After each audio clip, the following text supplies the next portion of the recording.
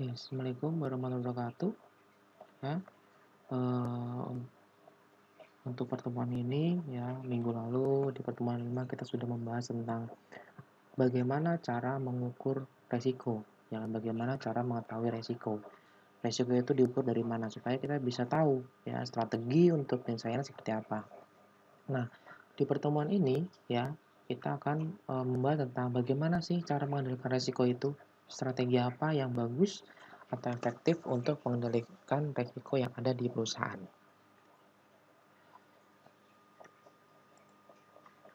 Oke, eh, jadi strateginya adalah jadi bagaimana manajemen risiko itu bisa diatur, bisa di-manage. Itu pertama kita harus memiliki strategi perusahaan yang pas.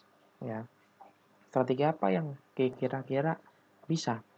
Ya, strategi apa yang kira-kira mampu? Dilihat dari mana? Ya, dilihat dari frekuensi risiko yang ada. Dilihat dari frekuensi masalah yang ada di sebuah perusahaan. Apakah besar, apakah kecil, apakah masih sedang. Ya, itu ya strategi diatur dari situ. Lalu yang diperlukan lagi untuk penyelesaian adalah mengelola SDM-nya. Ya, bagaimana strategi bisa dijalankan? Otomatis harus ada SDM yang pas, harus ada SDM yang mumpuni, harus ada SDM yang efektif. Ya, jadi kalau hanya strategi aja itu nggak akan bisa. Ya, jadi harus ada si orang-orangnya, si karyawannya, si SDM-nya. Lalu setelah SDM bagaimana sih resiko itu bisa dikelola? Ya, itu harus ada prosesnya. Ya, dari strategi ke SDM, ya dikelola oleh SDM itu pasti ada prosesnya. Langkah-langkah apa aja yang pas, langkah-langkah apa aja yang sesuai, ya langkah-langkah apa aja yang efektif, efisien, ya terutama juga harus dilihat dari mungkin kondisi keuangan, terus juga kondisi perusahaan, itu juga harus dilihat, dari prosesnya juga harus dilihat. Lalu yang selanjutnya adalah dalam hal menyebarkan resiko.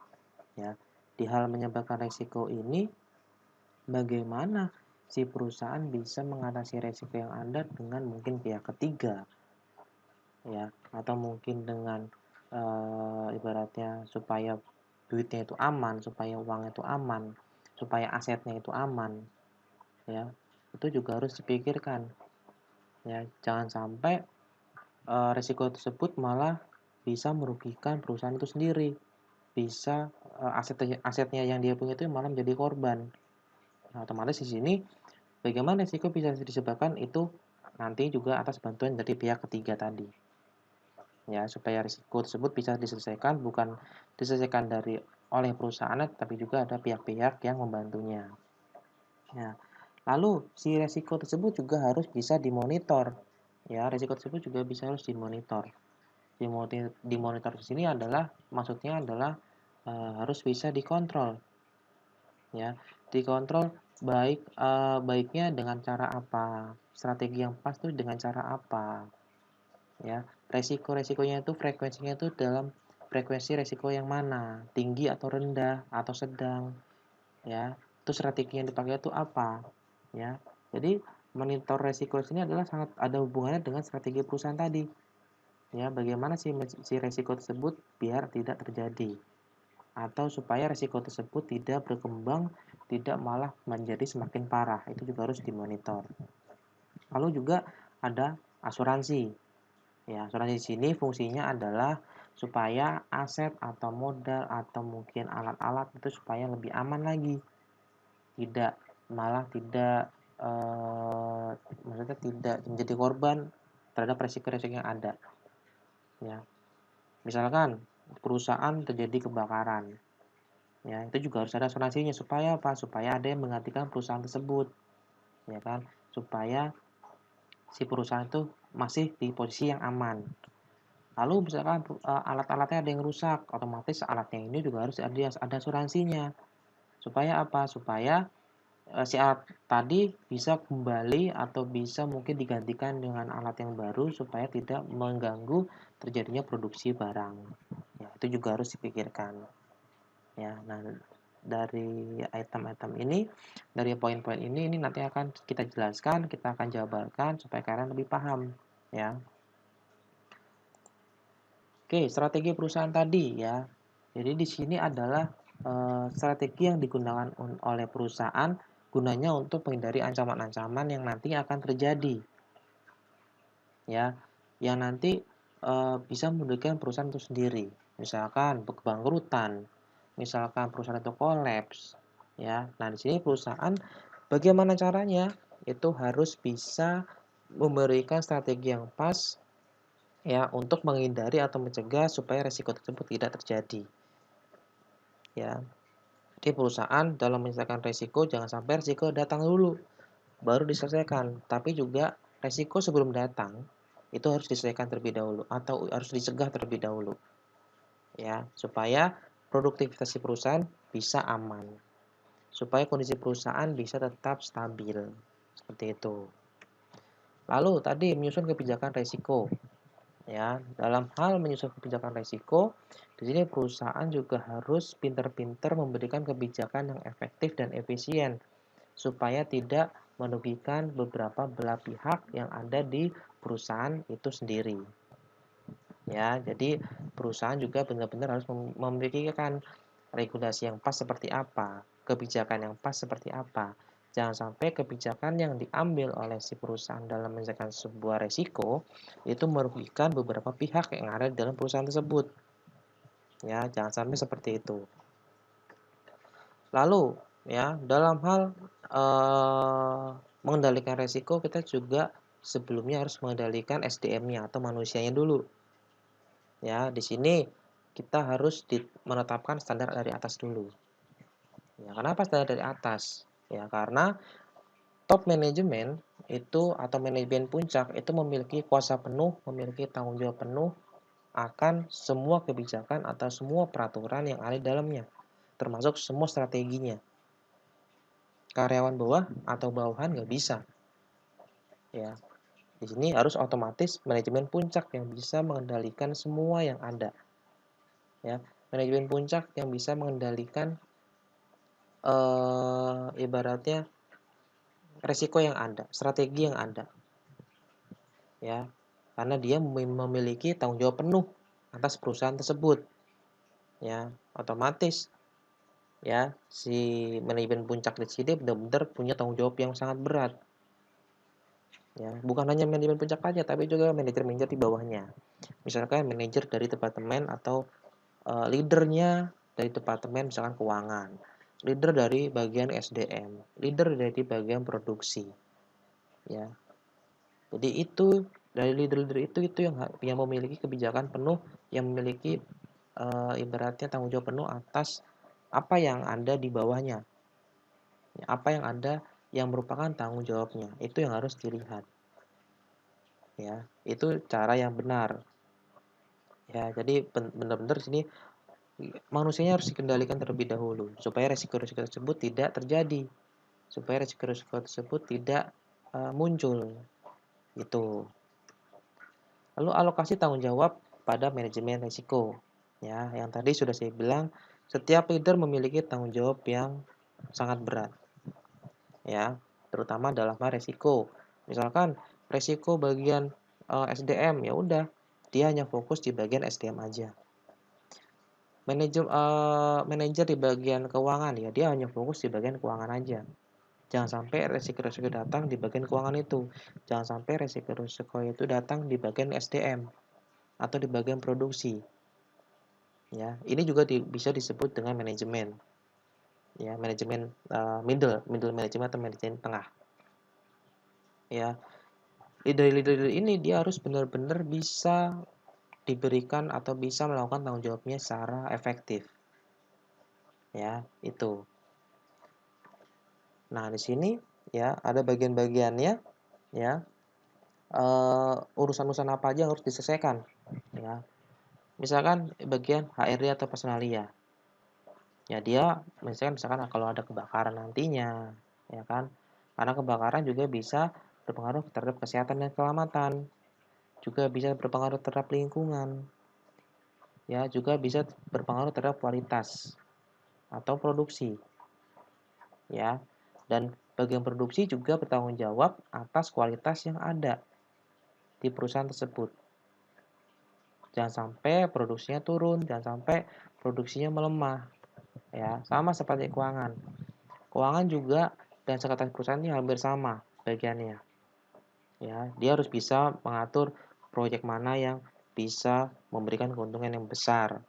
Proyek mana yang bisa ibaratnya membantu kelangsungan hidup si perusahaan, bisa membantu produktivitas si perusahaan.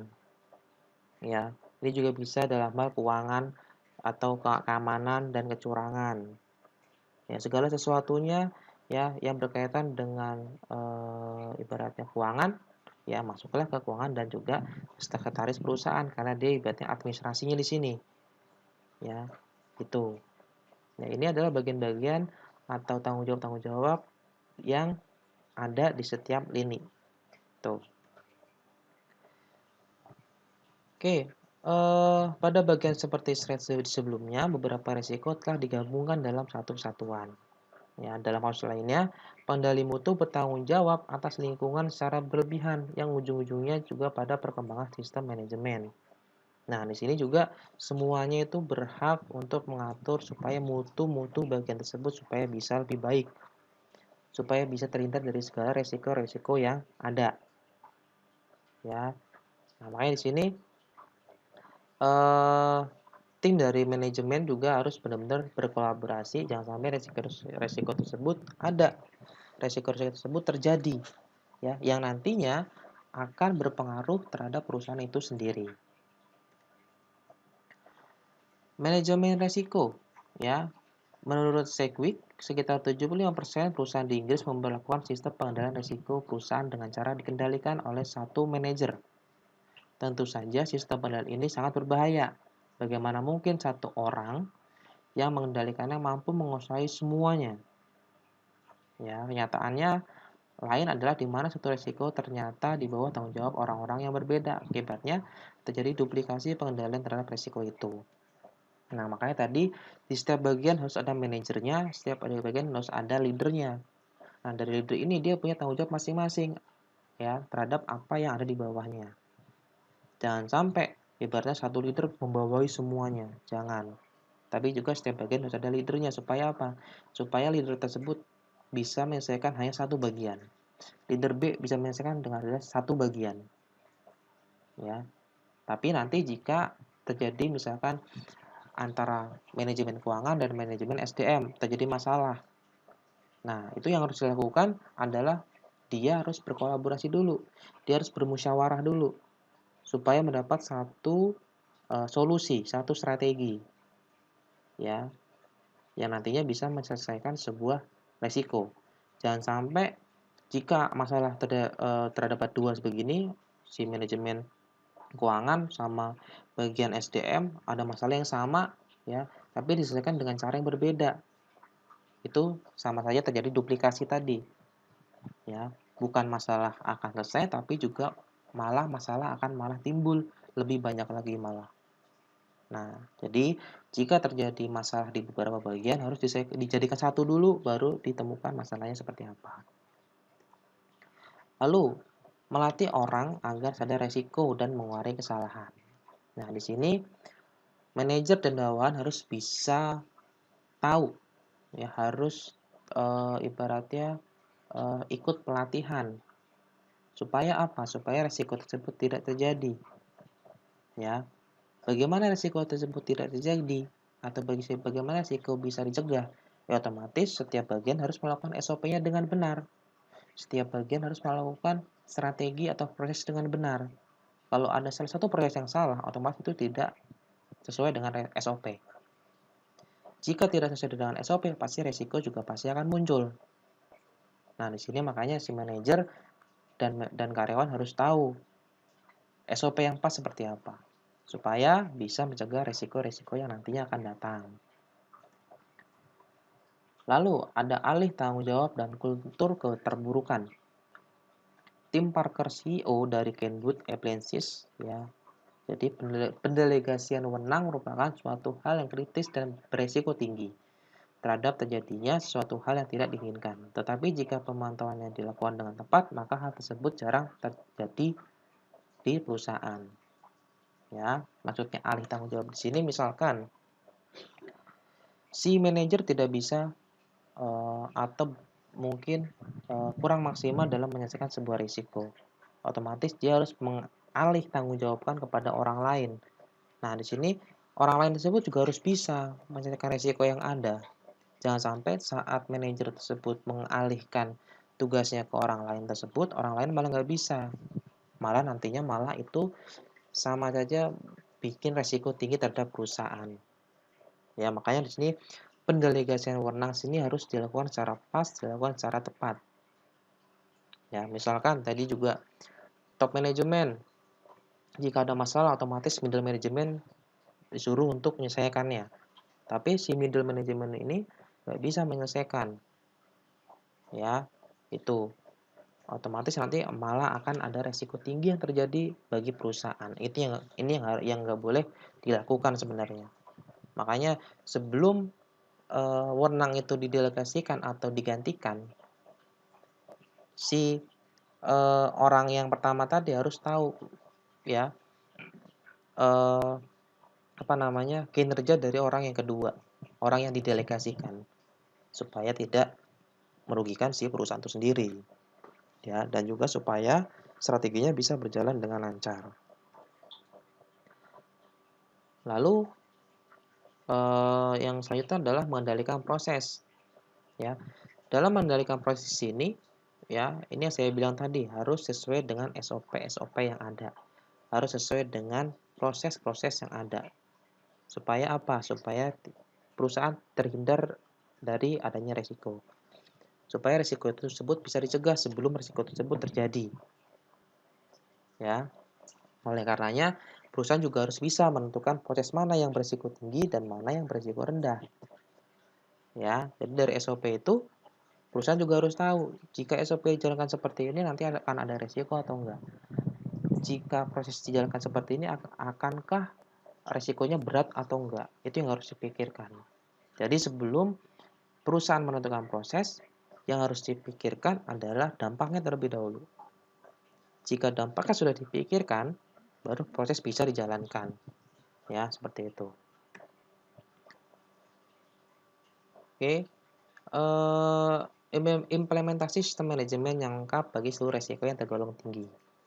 Nah, di sini implementasinya adalah semua hal yang menyangkut resiko sudah ada standarnya, sudah ada aturannya. Ya, bagaimana si perusahaan bisa menggunakan standar tersebut dengan baik dan benar. Nah, di sini adalah standarnya. Nah, saat diaudit biasanya nanti ada standar checklistnya. Ada beberapa bagian yang kurang tepat, ada bagian yang kurang pas, ada bagian yang administrasinya ada yang masih kurang. Nah, bagian-bagian yang kurang tersebut harus segera dilengkapi. Supaya apa? Supaya tidak terjadi resiko di belakangnya nanti, di depannya nanti. Ya, itu yang harus dipikirkan. Jadi, audit di sini adalah perlu. Gunanya tadi supaya si perusahaan benar-benar mematuhi standar yang berlaku supaya tidak terjadi suatu resiko yang berdampak tinggi untuk perusahaan itu sendiri. Lalu ya, perusahaan jangan sampai ibaratnya terjadi masalah dulu baru diselesaikan, bukan. Tetapi perusahaan juga bagaimana caranya bisa mencegah sebelum resiko tersebut datang. Ya. Dan perusahaan juga harus bersiap-siap jika nantinya akan timbul masalah secara tiba-tiba. Ya, jangan dibilang kondisi perusahaan aman itu nggak akan beresiko. Jangan dibilang kondisi perusahaan yang lagi naik-naiknya itu nggak beresiko. Tapi sebagaimanapun keadaannya, sebagus apapun keadaannya, ya, perusahaan harus tetap siaga. Jika suatu waktu nanti terjadi masalah yang datang. Ya. Jadi resiko terjadi itu kadang-kadang secara tidak pasti. Misalkan perusahaan lagi bagus, produksinya lagi bagus, tiba-tiba alatnya rusak, ya kan? Perusahaan lagi naik, tiba-tiba terjadi kebakaran di perusahaan itu sendiri. Nah, di sini perusahaan juga harus bersiaga, bersiap-siap jika nantinya tiba-tiba terjadi sesuatu. Ya, karena resiko timbul itu dimulai dari ketidakpastian. Ya, otomatis si perusahaan harus siap-siap. harus jaga-jaga sebelum ibaratnya risiko itu terjadi. Lalu kita harus tahu solusi-solusi apa saja yang lebih aman untuk perusahaan. Yang pertama adalah melakukan perbaikan-perbaikan tempat penyimpanan barang. Ya, perusahaan itu kaitan erat dengan barang atau mungkin bahan baku. Nah, di sini juga perusahaan harus bisa ya meletakkan, menyimpan atau menaruh barang-barang dengan tempat yang pas. Meninggalkan proses yang berisiko tinggi. Ya, proses yang berisiko tinggi seperti apa? Ya, seperti misal ada SOP-SOP yang kira-kira mainstream atau SOP-SOP yang kira-kira ekstrim banget untuk dilakukan. Itu jangan sampai dilakukan. Carilah SOP-SOP yang aman. Carilah proses yang aman. Ya. Lalu keluar dari pasar yang tidak stabil. Ya, misalkan pasar lagi tidak stabil. Ya, pasar keuangannya lagi naik turun otomatis atau enggak pasar dia menghasilkan produk dari misalkan customer itu atau konsumen tidak menginginkan produk dia. Ya, dia selalu membuat produk tersebut, lama-lama konsumen pasti akan bosen. Konsumen juga pasti akan malas buat beli. Ya, lalu bagaimana sih perusahaan bisa keluar dari pasar tersebut? Otomatis harus bisa berinovasi dengan produk lain, harus bisa berkreativitas menciptakan barang baru, entah itu dari packagingnya, entah itu dari variasinya, entah itu dari bentuknya, ya. Dan harus dilihat pasar sekarang lagi condongnya kemana, itu yang harus dilihat. Jadi jangan sampai kita atau perusahaan terus stuck di kondisi pasar yang sedang tidak stabil, karena akan merugikan perusahaan itu sendiri. Lalu yang keempat adalah mengisolasi ancaman. Ya, jadi ancaman di sini maksudnya adalah harus diisolasi, harus dikurung supaya ancaman tersebut tidak menyebar secara luas, ancaman tersebut tidak terjadi. Ancamannya seperti apa?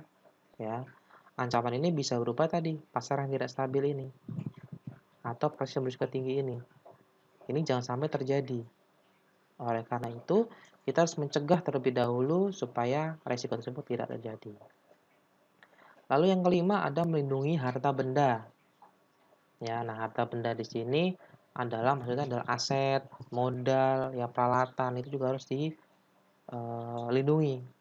Lindungi dengan apa? Dengan asuransi. Ya, supaya lebih aman. Tuh. Dan juga bisa juga dengan menginvestasikan dana dalam hal mungkin saham atau mungkin deposito atau mungkin reksadana dan lain-lain. Ya, itu digunakan untuk menyebarkan resiko yang ada. Ya, supaya resiko tersebut tidak tertuju pada satu bagian. Ya, supaya asetnya tetap aman. Ya, jadi harus dilihat juga resikonya nyebarnya kemana. Kira-kira mana yang dirugikan. Kalau ada salah satu bagian yang dirugikan, udah bagian itu harus diamankan terlebih dahulu. Dengan cara mungkin diinvestasikan di dalam produk lain atau bentuk lain. Lalu setelah itu ada memonitor resiko. Ya, nah ini cara-caranya kemarin sudah saya jelaskan bagaimana cara mengontrol resiko yang ada. Ya, otomatis kita juga harus mengukur resiko yang ada. Ya, kemarin sudah jelaskan juga memiliki sistem peringatan yang lebih cepat. Ya, dokumentasi. Ya, dokumentasi di sini bisa berupa laporan, bisa berupa rekam jejak dari perusahaan tersebut. Ya, bisa juga menjadi dokumentasi juga laporan jual belinya. Ya, barang keluar, barang masuk itu juga harus didokumentasi. Ya, dan lain-lain. Nah, lalu terakhir adalah monitor dengan cara diaudit yang tadi saya bilang, harus ada standar checklist-nya. Nah, jika ada satu checklist yang masih kurang, itu harus direvisi, itu harus dibetulkan. Ya, supaya risiko tidak datang. Nah, yang terakhir tadi ada asuransi. Nah, asuransi di sini juga yang tadi saya bilang semua hal yang berkaitan dengan aset modal itu harus diasuransikan atau mungkin perusahaannya juga harus diasuransikan. Supaya apa? Supaya ada pihak ketiga yang bisa membantu jika sewaktu-waktu si perusahaan tersebut turun, jika sewaktu-waktu perusahaan tersebut jatuh. Ya, di sini asuransi yang bekerja. Supaya apa? Supaya barang bisa cepat balik dan cepat bisa berproduksi kembali. Nah, oke. Mungkin ya cukup sekian penjelasan dari saya. Ya, bisa kalian lihat lagi, bisa kalian simak lagi untuk materi-materi yang ada, ya. Termasuk ini untuk caranya bagaimana mengendalikan resikonya, ya. Karena kemarin kita sudah mengetahui bagaimana cara mengukur resiko yang ada, level-levelnya seperti apa, frekuensi seperti apa, baru kita kendalikan seperti di sini, ya. Nah, sampai sini mungkin, presentasi dari saya atau materi dari saya, kurang lebihnya saya mohon maaf. Wassalamualaikum warahmatullahi wabarakatuh.